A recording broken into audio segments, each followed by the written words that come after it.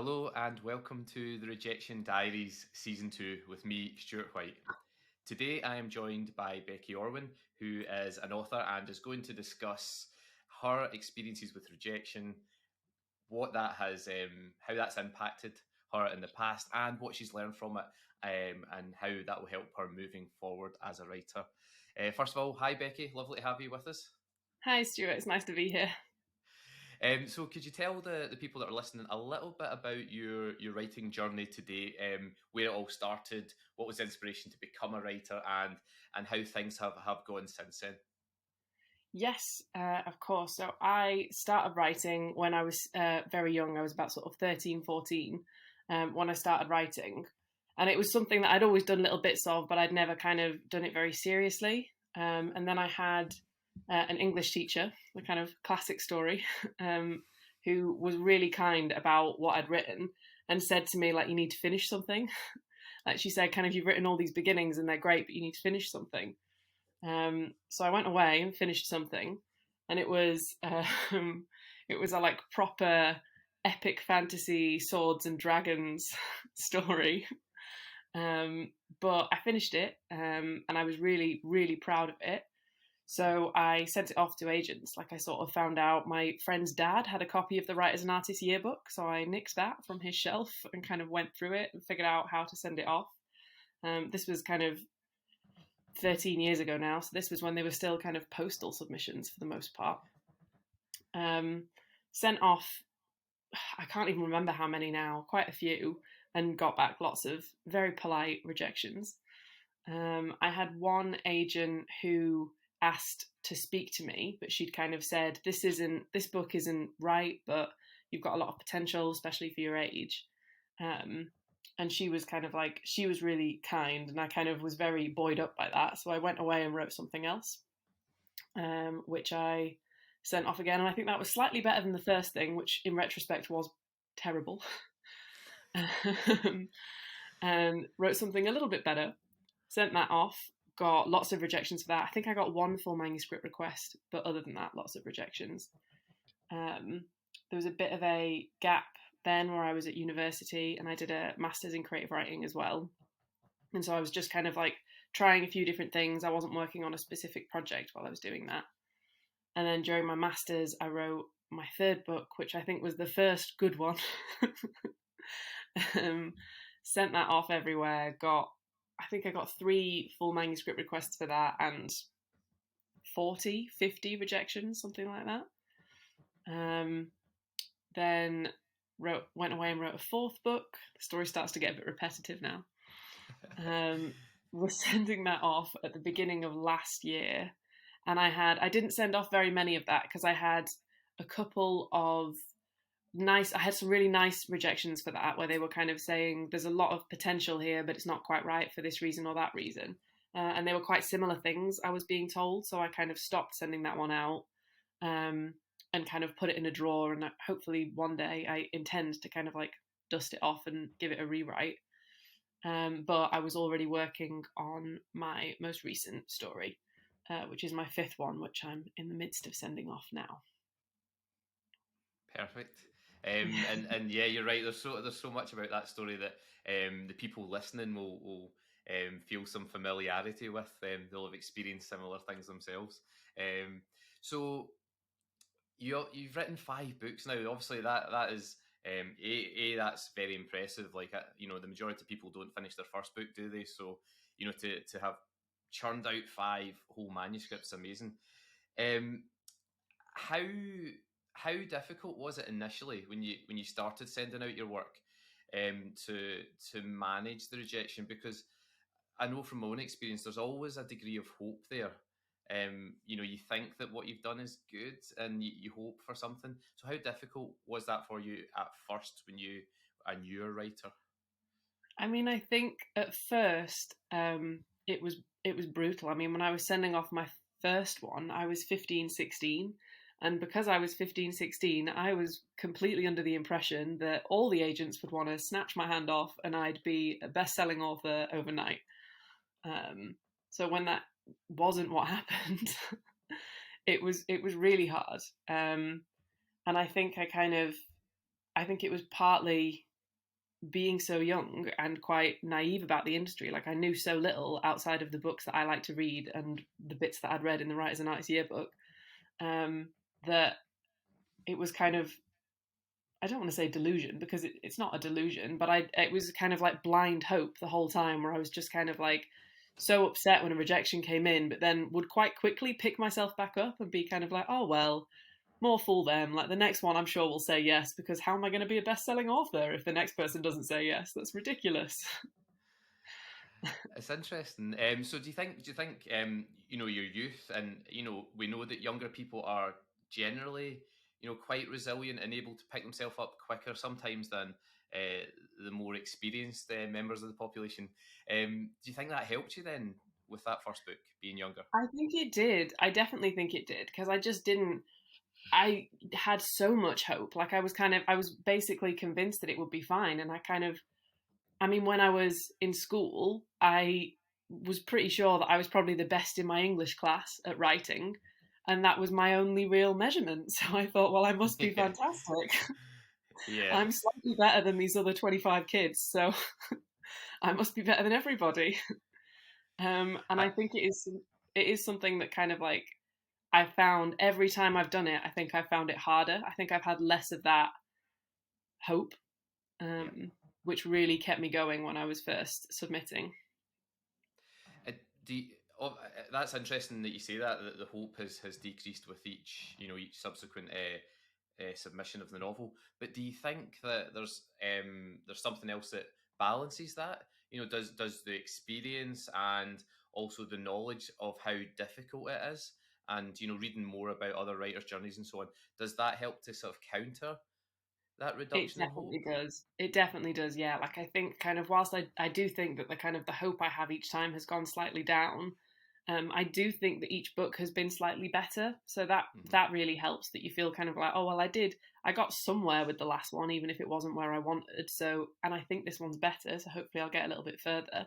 And finding out, like learning about more people who've been through exactly the same thing, and finding out Hmm. how hard it is, that there's so many people with stories like this, who've been Yeah. kind of going for years and years and years and have written multiple different books.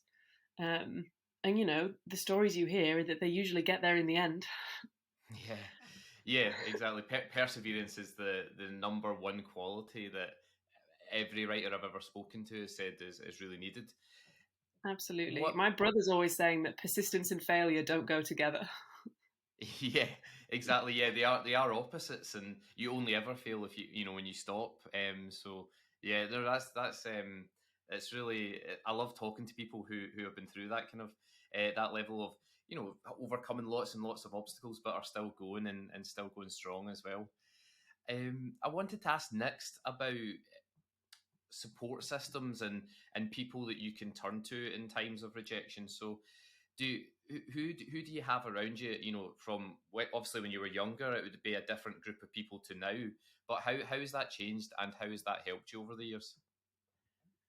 I mean, I think that is really important. Like, I don't have in my sort of day to day life, I don't have very many writing friends. Like most of my sort of closest friends don't write and don't really know anything about it. And they all know that I'm a writer and that I send books off, but it isn't something that I tend to talk about a lot with those external people, because it doesn't mean much to them, really. Sounds Um, familiar. yeah, exactly. And it's not that I'm keeping it a secret, it's just that they don't, I'd have to explain so much of the background Yeah. to actually get them to a point where I could explain, okay, so this is how I feel and why. um, but I do have, I mean, when I was younger, my parents were always very supportive. Like they were very kind of, I mean, it's lovely that you want to do this writing thing. Maybe have a backup plan. But you go for it if you want to write. You have a go. And they still are. Like I always kind of, if I get some good news, if I get longlisted for something or shortlisted for something, I always ring my mum, and she's always thrilled for me. But I have as well my partner, who is he's a writer, but he writes very different kinds of things to me. And I mean, we've lived together. We've been together for a very long time, so he's kind of like seen me go through this process several times, and is very, very supportive and really encouraging.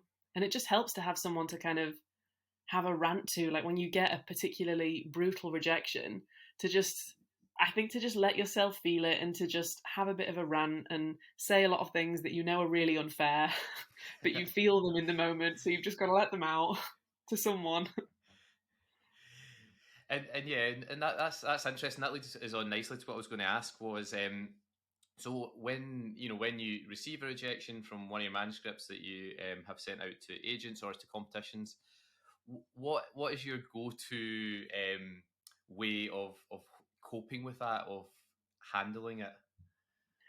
I think it's really hard because it depends so much. It depends on so many factors. It depends how much hope I had in that particular submission, because sometimes if it's one that I just sent off on a bit of a punt and then you get a rejection back, I'm kind of, these days I can kind of brush it off, or I'm kind of like, oh well, never mind. But if it's one that I had a lot of hope for, um, those are the worst ones.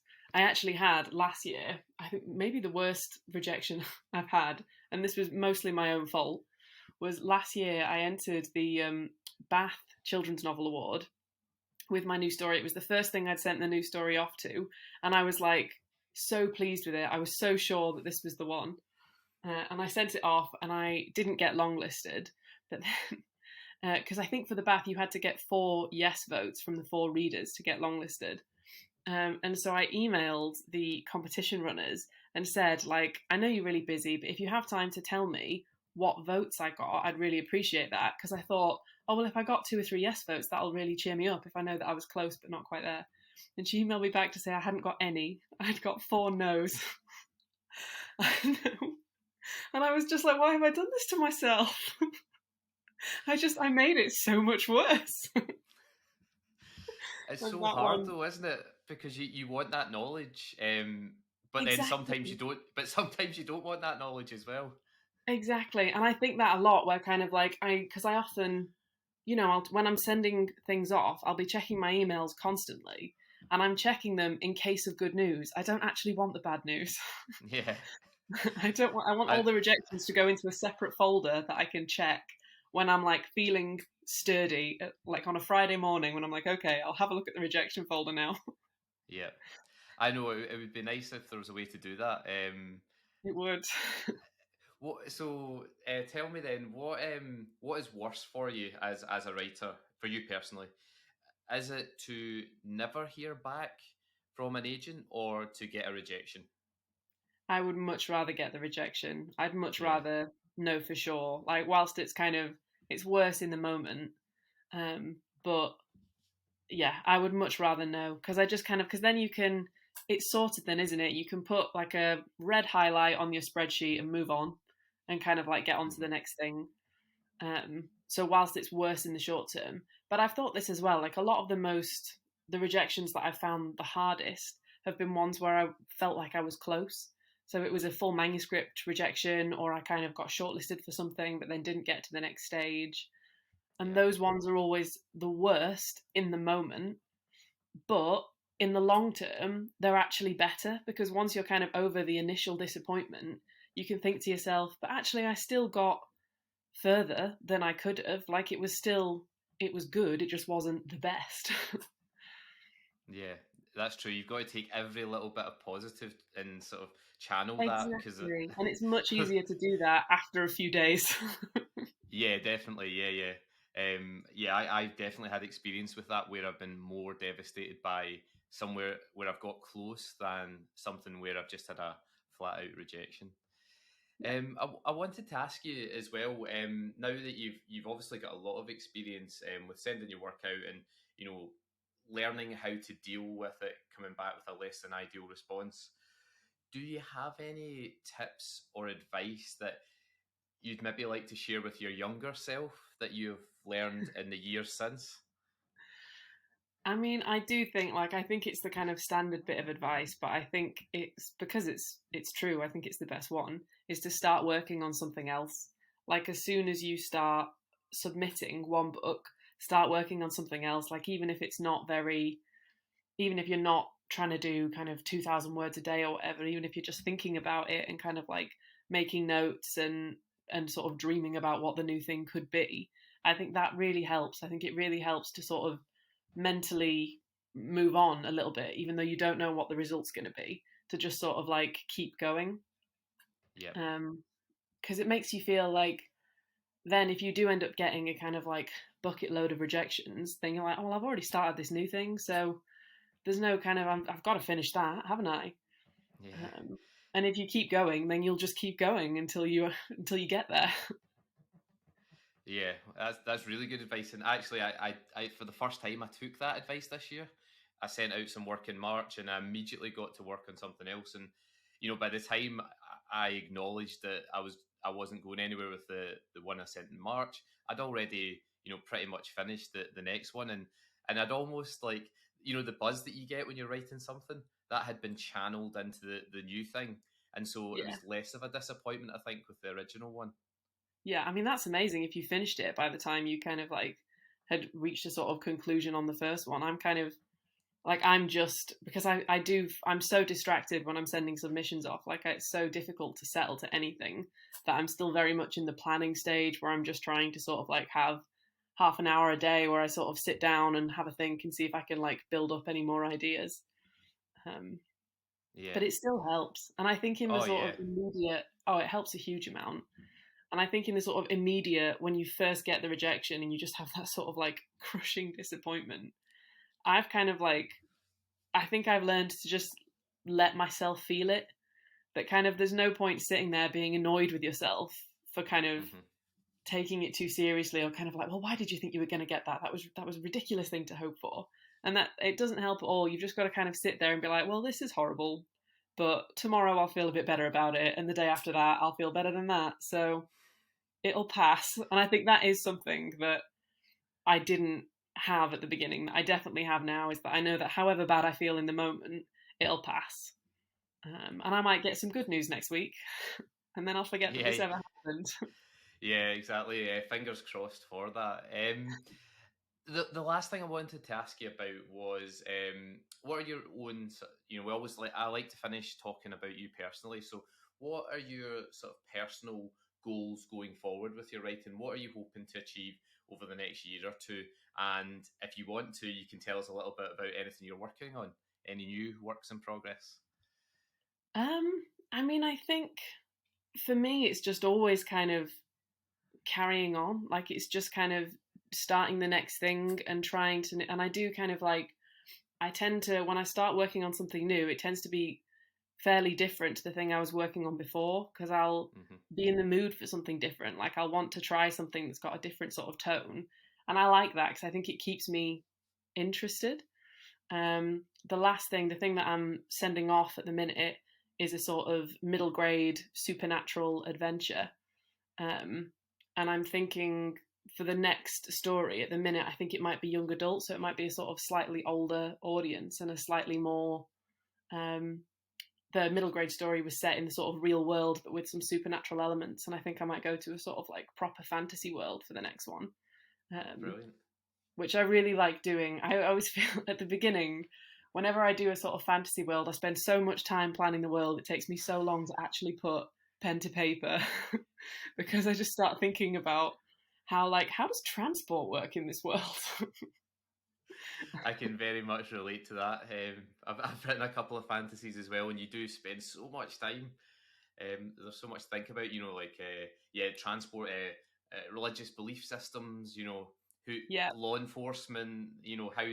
How do they grow food? How like blah blah blah. yeah, There's so absolutely. much And to it's so yeah interesting to think about. But then I think as well that kind of because I mean, I try to think sometimes that there is an advantage to not kind of, the fact that I don't have a deadline, the fact that I'm just writing for myself for now means that I can just spend 3 months thinking about this world if I want to. Like if yeah that's what I'm enjoying from it, then I'll just do that for a little while. yeah Because I think I always the contrast between submitting periods where I do kind of like it's so hard. It's so hard to kind of like keep yourself going and keep yourself motivated. But then whenever I'm through a submitting period and I'm just in a writing period, I always have this like, oh, this is why I do this. yeah I enjoy it. I actually really get a huge kick out of this. It's what I want to do. I'm not just putting myself through this torture for no reason. Yeah, I agree. I mean, I think definitely the act of creation, of writing, that's why we do it. And I think that the high that you get from that almost acts like like an anesthetic to the pain of the rejection that you've Yeah. gone through previously. And, it just totally masks it. And it's kind of like, they say that when you've had serious trauma in your life, you forget about the pain of the trauma. And I think that's what writing does to the painful moments when you're actually submitting and getting the rejections. For me, anyway. Absolutely, yeah, I think it does. And I think because if you got any feedback for the thing before, whether it was feedback from kind of agents or competitions or just feedback from writing groups or friends or anything like that, I feel like the more feedback I've had, the more I've kind of built up my knowledge and that I have a clearer idea of what to do next. So I'm always kind of starting a new thing thinking, well, I know more than I did when I started the last thing, which can only be good, can't it? It can only be good to kind of like be building this. It's your toolbox, isn't it? Like sort of constantly Yeah, expanding your writing toolbox. yeah. And do you have like a close group of writer friends that you confide in when things are tough and I kind of have I have one friend from my creative writing masters who we kind of I mean we would write very different things, but we kind of like occasionally go to the pub and just spend a couple of hours ranting about kind of why do we do this? And then at the end you're kind of like, oh, but it's because we love it. Like there would be no point doing it if we didn't love it, so we do, clearly. yeah, Um but it isn't something that I'm quite I mean, for instance, I'm on the sort of like Write Mentor hub, and I'm quite shy, but I'm not shy about my work. Like, I don't mind putting that out there. I think it's kind of me that I'm a little bit kind of like, oh, I'll wait and see if anyone says hello to me. yeah. um, But and you've, it is, you've def- sorry, I was just going but to say, but you've taken the hardest step, which is to join and to be part of it. So absolutely, and I do love it. Like when I was on the Right Mentor summer mentoring program, and Liz Flanagan, who was my mentor, I loved talking about it with her. Like I love it when you kind of show someone your work and they just get it. Like they clearly understand exactly what you were trying to do. yeah, Um, and it's fantastic. I love talking to people about my work and I love hearing about their work. And I've had kind of the last year, I did another program called Writers Block Northeast, and I had a sort of peer support partner for that. And so we were sort of sending our work back and forth to each other as we were writing it. And that was great. It was really, really nice to have kind of like, I mean, for one, to have a goal of kind of like, oh, Laura sent me 3 chapters this week. I really need to send her at least 1 chapter. To have the kind of like push to do it, but also someone kind of like being so supportive the whole time, like as you were doing it, rather than what I normally do, which is kind of like burrow myself away, produce the whole thing, and then sort of show everybody afterwards. yeah. And I think that is so important for me anyway. Having other writers that I can just chat and have a natter to if things aren't going so well, but also be that accountability factor is huge, isn't it? And having someone beside you, like I whenever someone posts up how many that they've written or that they've written X amount of words, that always sort of spurs me on as well. So I think it's so important to have those people around you. Yeah, absolutely. I mean, kind of Laura, my partner, she was writing so quickly. Like I was kind of, she would literally be sending me kind of like 50 pages a week, and I was like, oh my god, I really need to crack on with this. And I actually did. I think I wrote it so much faster than I would have done without that. Yeah, agreed. It always makes such a huge difference. And on that note, I'm just going to finish up there for just now, Becky. But do you have one last bit of advice or something that you'd like to say for everyone who's listening who is maybe struggling with rejection at the moment, hasn't heard back from an agent for 6 months? What would you say to them just now that might help them through this little phase? I mean, I think kind of what I said earlier, that kind of it will pass. Like even the sort of darkest moments where you feel like, oh god, I don't even know if I want to do this anymore. Like that feeling will pass and you will want to do it again. And I think this whenever I talk to anyone who's having sort of writer's block or is really struggling with rejection or whatever it is, it always passes. Like you will always get through it. You will always have another idea. you will, like, one day you will get a kind of like positive response from an agent or a competition or whatever it is.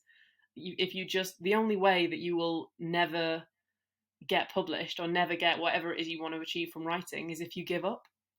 So as long as you Yeah. don't give up, you're doing it. You've just gotta carry on.